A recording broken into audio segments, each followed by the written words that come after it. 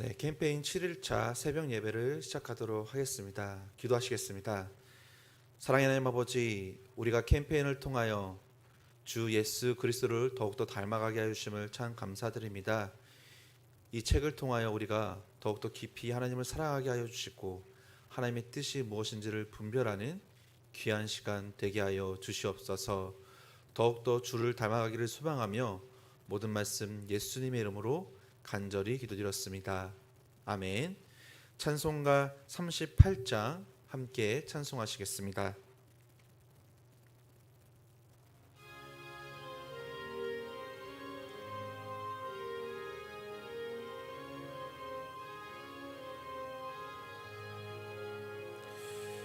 예수 우리 왕이여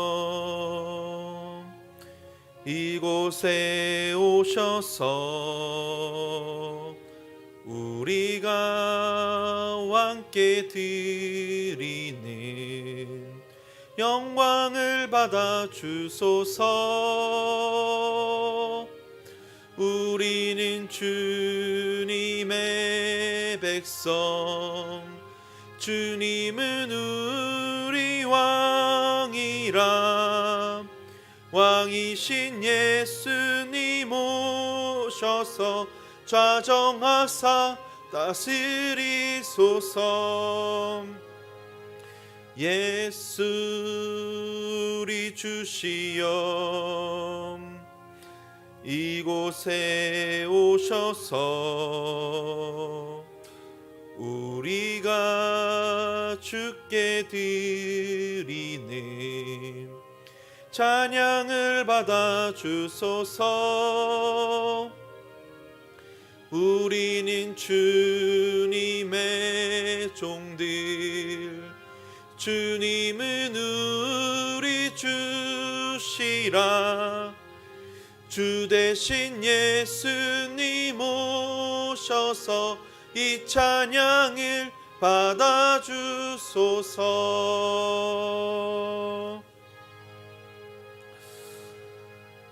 하나님의 말씀을 함께 공독하겠습니다. 야고보서 1장 2절부터 4절까지입니다. 신약성경 369쪽에 있습니다. 야고보서 1장 2절부터 4절까지의 말씀을 제가 공독하겠습니다. 내 형제들아, 너희가 여러 가지 시험을 당하거든 온전히 기쁘게 여기라. 이는 너희 믿음의 시련이 인내를 만들어내는 줄 너희가 알미라. 인내를 온전히 이루라. 이는 너희로 온전하고 구비하여 조금도 부족함이 없게 하려 함이라. 아멘. 네, 이 시간에는 챕터 19인 인내 13에서의 인내의 본이 되시는 그리스도라는 이 챕터를 가지고 함께 말씀을 나누겠습니다. 야고보서는 이 시련이라는 주제에 대해서 매우 명확하게 잘 설명을 하고 있습니다. 그래서 오늘 이 야고보서는 1절에서 인사를 시작한 후에 이 문안이라는 단어를 한마디로 끝낸 후, 인사를 끝낸 후 시작하는 주제가 바로 시련이라는 주제입니다. 그런데 이 시작하는 첫 두 단어가 파산카라라는 단어를 쓰고 있습니다. 이것은 우리가 방금 읽었던 이 야고보서의 본문은 이 온전히 기쁘게 여기라라는 뜻으로 사용되는 단어입니다. 여기서 말하는 기쁨은 완전한 100%의 기쁨을 이야기하고 있습니다.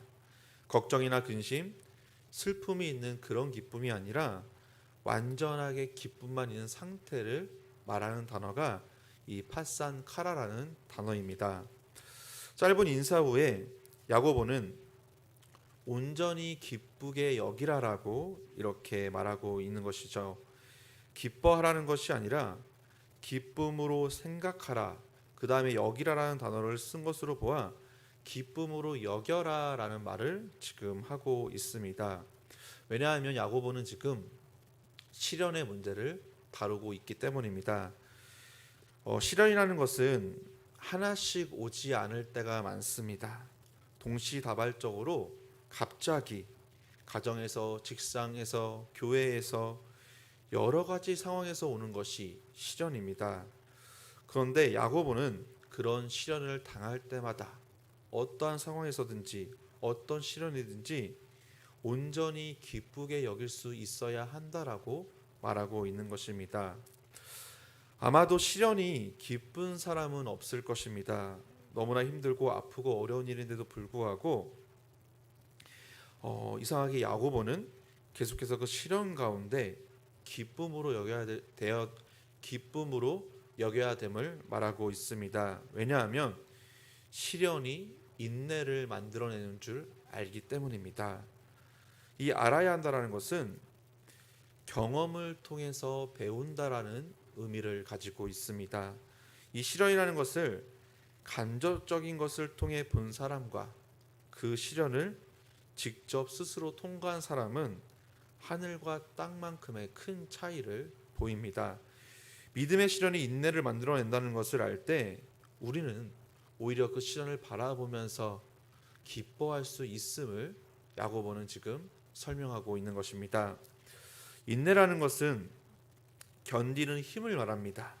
고난과 어려움 속에서도 버티고 견디는 힘, 그것이 인내입니다. 그러면서 두 번째로 다시 함께 권고하고 있는 것은 이 인내를 온전하게 이루라는 것을 말하고 있습니다. 중간에 포기하지 말고 끝까지 인내를 이뤄야 된다라고 말하는 것이죠. 왜냐하면 4절에 보시면 온전하고 구비하여 조금도 부족함이 없게 되기 위해서라고 말하고 있습니다.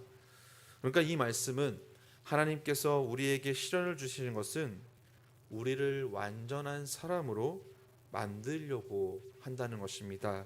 즉 하나님은 시련을 통해서 우리를 완전하게 만드시기 위해서 그 시련을 주셨고 우리는 인내함으로 그것을 견뎌야 된다라고 지금 야고보는 설명을 하고 있는 것이죠. 우리가 예수님을 믿으면 무조건적으로 항상 잘 된다라고 생각할 때가 있습니다.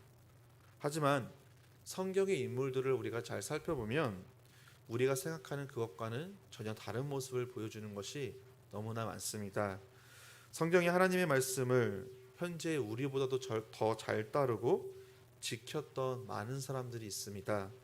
모세부터 다윗, 엘리야, 바울, 또 이 본문의 야고보도 하나님의 말씀을 아주 잘 따르고 그리고 순종했던 사람입니다.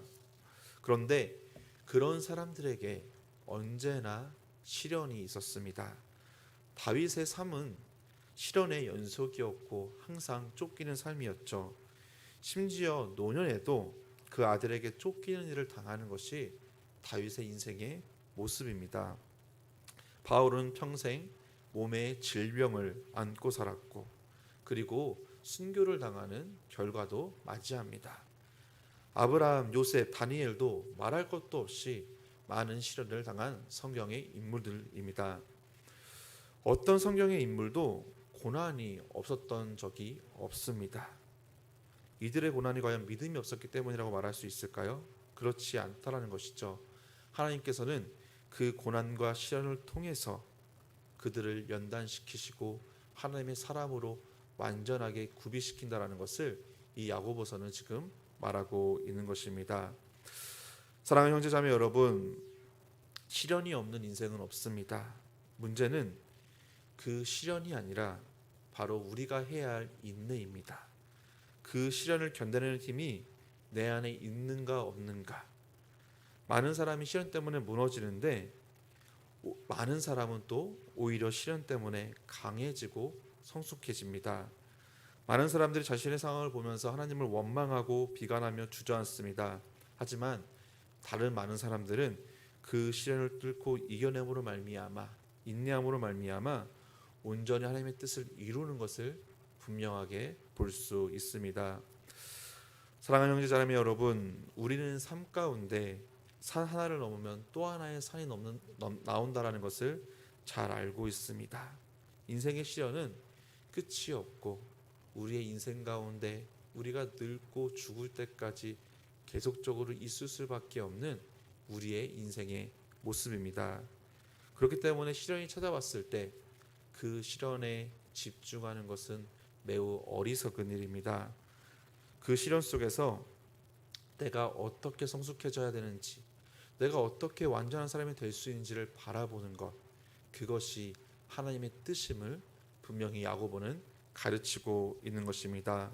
그렇기 때문에 우리는 시련이 없어지도록 기도하는 것이 아니라 시련을 기뻐하면서 그 시련 속에서 완전하고 온전한 사람이 될 수 있는 인내를 이루어야 합니다. 사랑하는 여러분, 그래서 계속적으로 성경은 우리에게 성숙한 그리스도인이 되라고 말씀을 붙들고 믿음으로 승리하는 그리스도인이 되라고 말하고 있는 것입니다. 저와 여러분이 지금 당하는 이 시련 가운데 시련의 끝을 바라보고 기대하고 기도하는 것이 아니라 이 시련 속에서 온전히 승리하는 그 하나님의 사람이 되시기를 주님의 이름으로 소망합니다. 우리가 그렇다면 어떻게 이 시련을 이겨낼 수 있을까요? 그것이 참 필요한 건데요. 우리는 성경 속에서 한 가지 비결을 발견할 수 있습니다.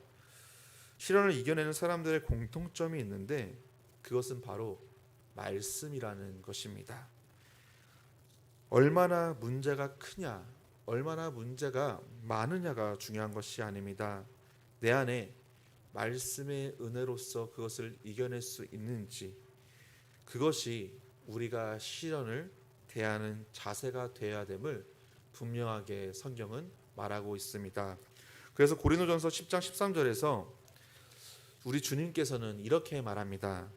사람이 감당할 시험밖에는 너희가 당한 것이 없나니 오직 하나님은 미쁘사 너희가 감당하지 못할 시험 당함을 허락하지 아니하시고 시험 당할 즈음에 피할 길을 내사 너희로 능히 감당하게 하시느니라. 사랑하는 성도 여러분, 하나님은 우리에게 시련을 주시지만 결국 그 모든 것을 해결해 주실 것입니다.